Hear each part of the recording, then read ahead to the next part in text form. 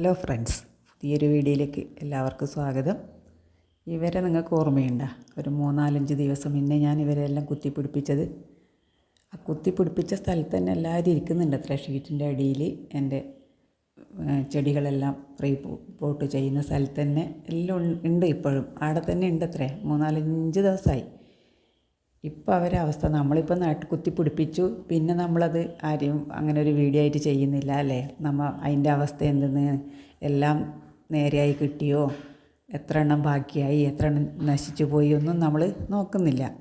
പിന്നീട് നമ്മൾ വീണ്ടും അതേ പുതിയ ചെടീനെയാണ് നമ്മൾ കാണിക്കുന്നത്. നമ്മൾ ആ കുത്തിപ്പിടിപ്പിച്ചതിൻ്റെ അവസ്ഥ എന്തെന്ന് നമ്മൾ കാണിക്കുന്നേ ഇല്ല.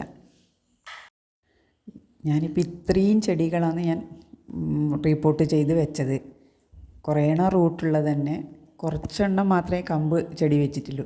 അതിൽ 2-4 അഗ്ലോണിയമ്മയും എല്ലാം റൂട്ടുള്ളതാണ്. ബിഗോണിയ അതേ റൂട്ടുള്ളതാണ്. ബോൾസം ചെടി കുത്തിപ്പിടിപ്പിച്ചതാണ്. അതിൽ ബിഗോണിയ മഴയൊന്നും കൊള്ളുന്നില്ല, എന്നിട്ടും ഇതിൻ്റെ എല്ലാം ലീഫെല്ലാം ചീഞ്ഞ തണ്ട് ലീഫെല്ലാം ചീഞ്ഞ് പോന്ന്.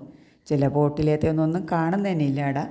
ബാക്കിയെല്ലാം ഇത് ബിഗോണിയയുടെ ഇലയെല്ലാം ചീഞ്ഞ് പോന്ന്. അതൊന്നും പിന്നെ ഇനി ചിലപ്പോൾ അത് എഴുത്ത് കിട്ടുകയൊന്നും ചെയ്യില്ല. എന്തായാലും മിക്കവാറും പോകും. കുറേ പോട്ടിലേക്ക് പോയി. ഇനി ആദ്യം ആ പോയ പോട്ടിലേക്കെല്ലാം ആദ്യം പുതിയ ചെടി കുത്തിപ്പിടിപ്പിച്ചാലേ നമുക്ക് വീണ്ടും പുതിയ ചെടികൾ ഉണ്ടാക്കാൻ പറ്റും.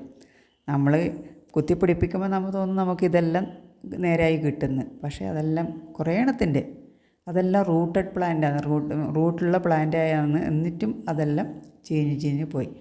ഞാൻ നട്ടയിൽ ഏകദേശം ഒരു 10ഓളം പോട്ടിലേത്തത് ചീഞ്ഞു പോയിട്ടുണ്ട്. അത് ബോൾസം ചെടിയുണ്ട്, അതേപോലെ ബിഗോണിയ ചെടിയുണ്ട്. അങ്ങനെ നിങ്ങൾ കാണുന്നില്ല, ആ ചെടികളിൽ കുറേ കളറ് ചീഞ്ഞു പോയിട്ടുണ്ട്. അതുപോലെ ഞാൻ ആ പോട്ടിൽ പിടിപ്പിച്ചത് 2-3-4 പോട്ടിൽ പിടിപ്പിച്ചിന്.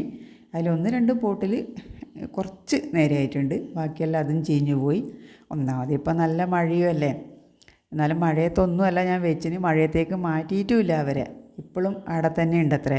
എന്നിട്ടും അതിൻ്റെ അവസ്ഥയാണ് ഇതിങ്ങനെ കാണുന്നത്. അപ്പോൾ നമ്മൾ എത്ര പ്രയത്നിച്ചിട്ടാണ് നമുക്കൊരു ചെടി ഉണ്ടാകുന്നതെന്ന് നമുക്ക് മനസ്സിലാക്കാൻ വേണ്ടിയിട്ടാണ് ഞാൻ ഈ വീഡിയോ ഇട്ടത്. അപ്പം നമ്മളിപ്പം ഇനി അത് കുറേ നാൾ കഴിഞ്ഞ് അത് പുതിയ ചെടിയായിട്ടാകുമ്പോഴായിരിക്കും നമ്മൾ സാധാരണ വീഡിയോ കാണിക്കുന്നത്. അപ്പോൾ നമ്മൾ എത്ര പ്രയത്നിക്കുന്നതല്ലേ ഒരു പുതിയ ചെടി ഉണ്ടാക്കാൻ വേണ്ടിയിട്ട്. ഈ വീഡിയോ നിങ്ങൾക്ക് ഇഷ്ടപ്പെട്ട് കാണുമെന്ന് കരുതുന്നു.